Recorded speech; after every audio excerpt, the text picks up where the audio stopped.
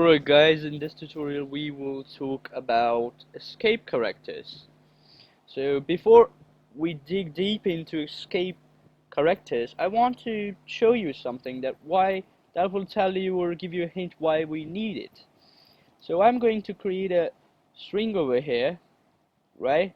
And inside the string I am going to write my name is, and instead of putting my name here, I want my name to be in inverted commas, like this. Actually, Antonio is not my name, but let's go with it. So over here, I have a string, and which has inside us another string. So if I press an enter, it's telling me that it's an error. But I want my name to be in inverted commas, right, when it shows over here. Now why the compiler is giving me error? Because the compiler thing, the string starts from here and it ends here, right? And then it thinks that there is another variable or something, and then again there is a string which starts here and ends here, and it's expecting a plus in between there to concatenate all of this. But this is not what I want. I want this to be in my inverted comma. So that is where our escape sequence comes in. So our escape sequence or escape character is actually a forward slash. Whenever you need to display inverted commas inside inverted comma, or a single quotation inside the single quotation, or a forward slash inside the inverted comma, this is where our escape character will come in.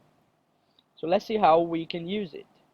So again, I am going to do what I was doing, but to remove the error, I am putting escape sequences before all of those inverted commas that I want to be displayed inside my string. And when I press enter, this time it did not give me any error, right?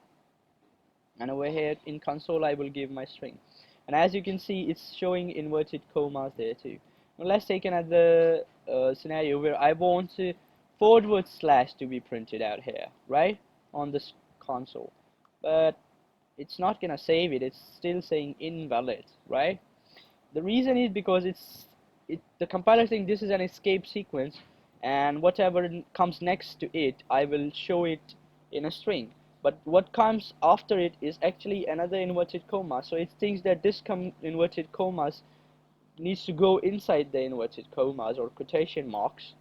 Then where is the one that has to close this one? So that is why it's giving me an invalid or unexpected token. So what I need to do is, I do not want another inverted comma, I want a forward slash. So I will put another. Now this will think that whatever comes next to me, put that into string, right? And what comes next to it is actually a forward slash. And as you can see, it's working just fine. Now the next thing is actually, let's see if I am writing this. I want to write a single string, but I want to display it in 2 lines, right? Like my name is Antonio, and let's say I want my age is 28, right? But I want it to be, instead of to be on the same line as it's printing, I want it to be on the next line. Now instead of writing 2 different strings, I could use forward slash n, which will take me to the next line, right? As you can see here. You can also use it to indent, which I mean that you could actually put a lot of space here and then write my name is Antonio, right? Instead of doing, let's say I want to do like something like this, right? And then I want to print it, and instead of going 8 spaces I could just say forward slash tab, and as you can see in the result it would show me a tab, right? That's it for this tutorial, folks. Let's meet in